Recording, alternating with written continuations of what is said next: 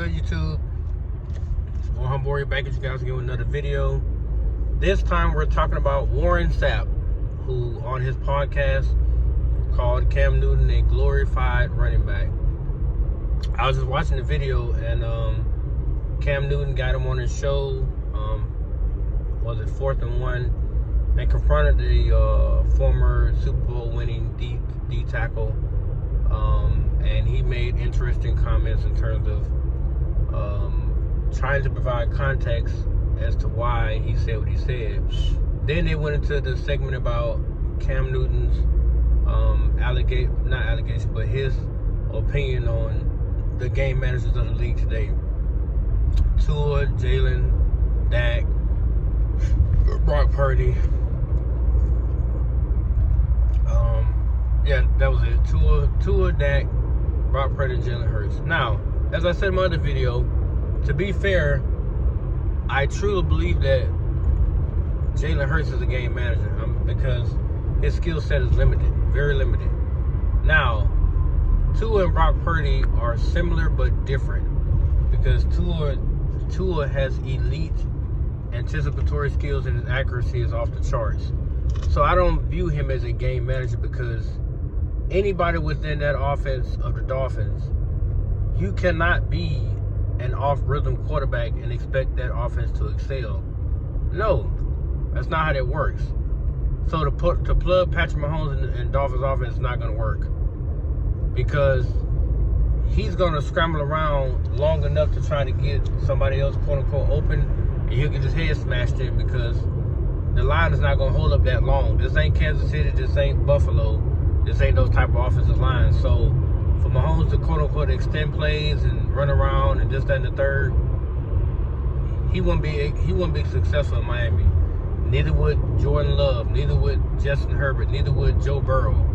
These are guys that need a pocket to a degree for plays to develop long enough to where eventually they can do what they do, which is scramble around. Because if you watch Mahomes and others play, they don't scramble within the first 2 seconds. It's only after about 3 seconds or so that you'll see them start to improvise and make plays get extended longer. But I digress again. Cam Newton, like I said, and calling Brock Purdy and Tua game managers, it's a slap in the face to what they've done over the last 2 years. Granted, Tua has not had playoff success because he played in his first playoff game last season and they were defeated by the Kansas City Chiefs. However, Brock Purdy has won, I think, he's won, I want to say 4 playoff games so far. He's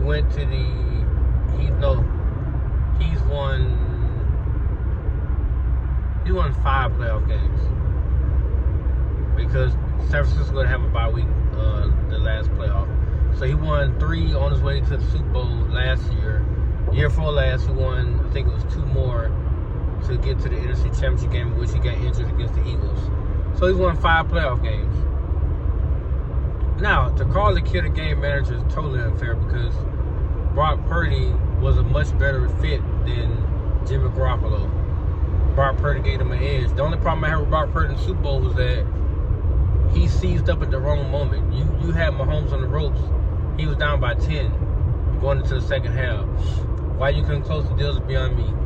Maybe it's your head coach. Maybe it's the play caller. Maybe it's this. Maybe it's that. But your defense was playing stellar. So I think that he did a disservice in his performance in the Super Bowl.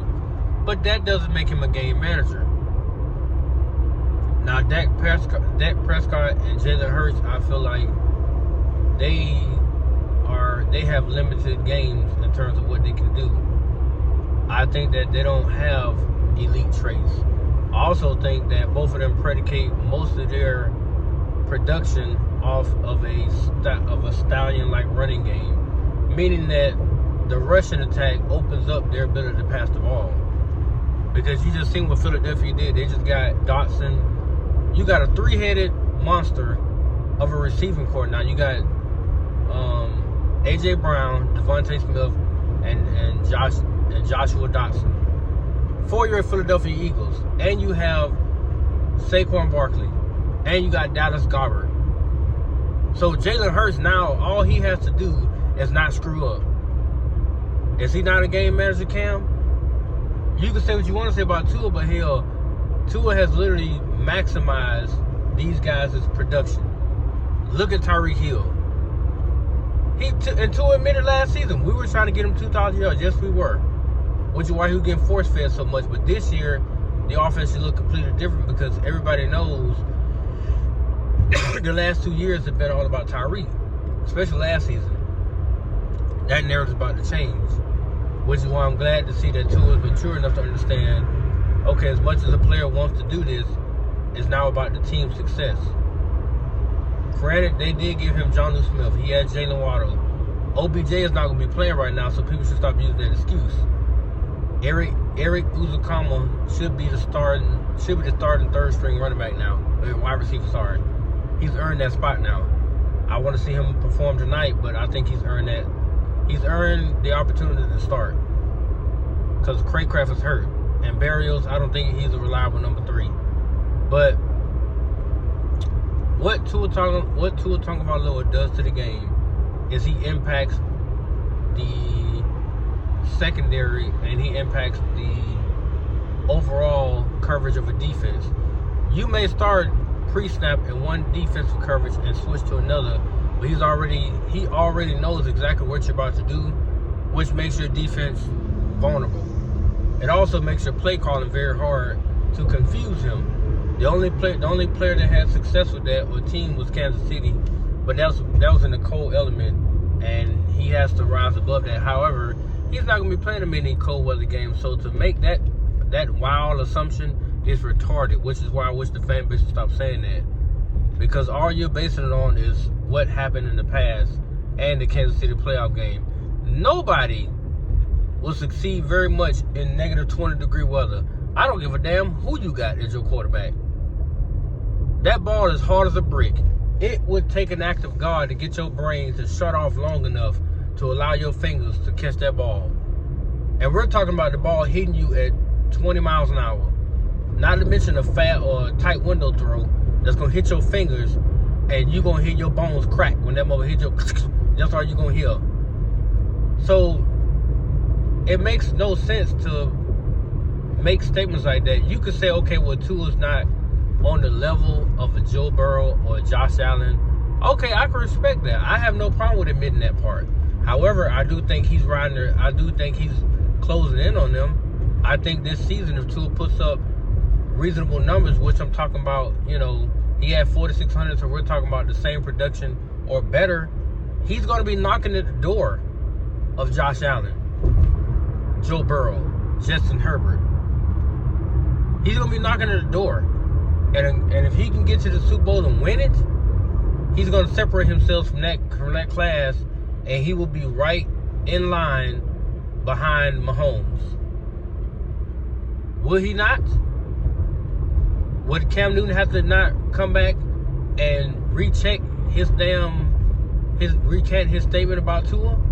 If Tua wins the Super Bowl this year, Cam Newton has no choice but to come out and recant that statement, because you're like a total ass by calling this dude a game manager and he wins Super Bowl MVP. You can like an ass now.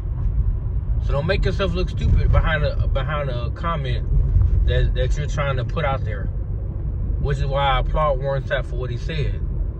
But I only wanted to say, like, the video itself was very, very good. I'm actually gonna watch the rest of it, because I watched most of it. But it gave insight to how Warren Sapp, how intellectually gifted he is as a debater. So I enjoyed the video. You guys should go check it out. Let me know what you think. But that's all I wanted to say, guys. I just wanted to put this little video out real quick. And just give me your thoughts on it. Peace.